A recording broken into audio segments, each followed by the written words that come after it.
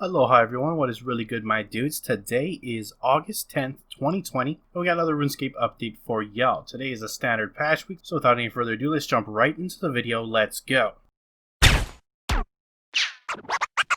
Cats is the illest. What you talking about, Willis? Alright guys, before we get into the patches, I just want to mention that tomorrow, Tuesday at 16 game time, the J-Mods are going to be hopping on live stream on Twitch to reveal some powerful new items in the works, coming with a future update. Don't know exactly what that is, but we'll find out tomorrow. It is possible, because they talked about this a couple of weeks ago, that they're working on alchemical onyx jewelry and new uses for the alchemical onyx. I think it is possible that the new item will be related to that, but we will see very shortly tomorrow when they reveal it. If you missed the live stream, don't worry, I'll cover it here on the channel, so you'll get all the details about what they reveal shortly after. Next thing I want to briefly touch on is, in the ongoing Treasure Hunter Time to Train event, they've added the portable workbench, which will allow you to train construction outside of your player-owned house. I really hope they add these portables to in-game reward systems. It's one of the very few things left on Treasure Hunter that doesn't actually have a way of getting it in-game. That and like the Dwarven power tools. So hopefully we see those coming at some point in the future. But it is important to note that there are now portable workbenches that allow you to train construction. Might be a decent way to train, especially if you have some bonus XP still left over for the double XP live event.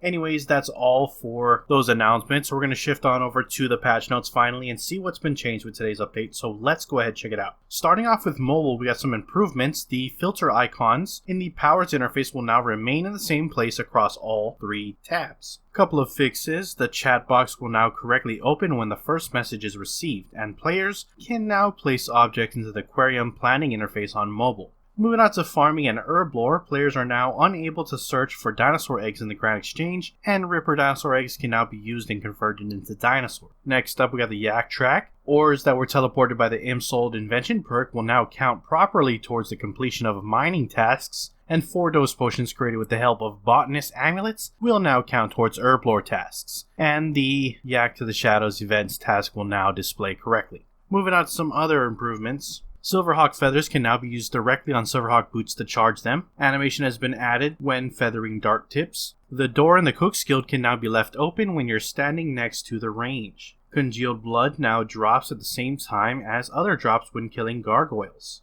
Calgarian demons slain inside the Shadow Wreath now count towards demon cluster assignments. The scan interface opened with the old necklace will now close upon banking the item. Feral vampires are now a bit less feral and no longer attack the player as soon as they arrive after using the Fairy Ring network. Moving on to fixes. Fixed a formatting issue with the Desperate Measures quest journal. Yorgur the Deceiver will now drop infernal ashes instead of bones. Certain interfaces, including the smithing interface and Treasure Hunter, now scale properly while resizing the window with Legacy Interface mode enabled. Added a missing texture to a roof tile in the Master Chef house on the tutorial island. Fixed an issue where the Demon Slayer quest would appear in blue in the quest list even after being completed. Yak Tui, Swin Mari, Sianta's storage will now display the correct number of deposited enhanced Yak Tui sticks. Fixed an issue that caused graphical stretching when combining the Firestorm Blade offhand override and the Revenant Walk override. The Heated Flask heated will no longer remain visible while smithing.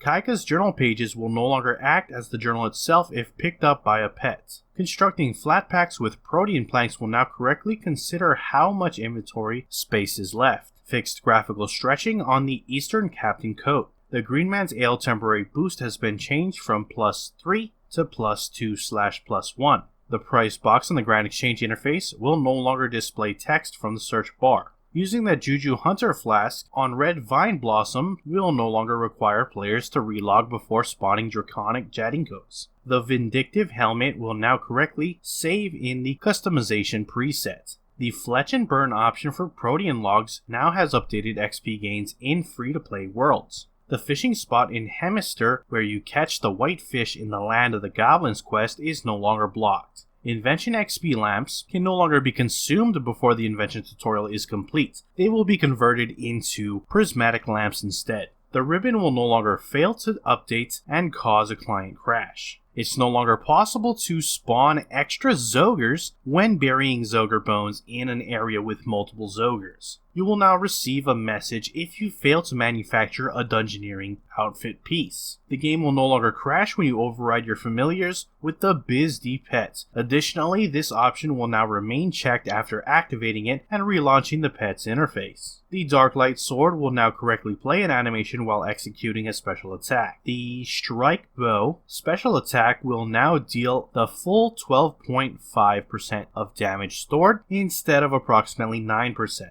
And finally, an issue that allowed a large amount of rune score to be temporarily gained with the Angel of Death lore books has been resolved. That is it for your patch notes. Link to everything discussed in this video will be down in the description below. Head on over there to check them out. With that, I'm gonna wrap up the video. If you enjoyed it, hit that like button. If you are not subscribed and you want to stay up to date on all things RuneScape related, then hit that subscribe button. I appreciate you watching. I am out. Aloha.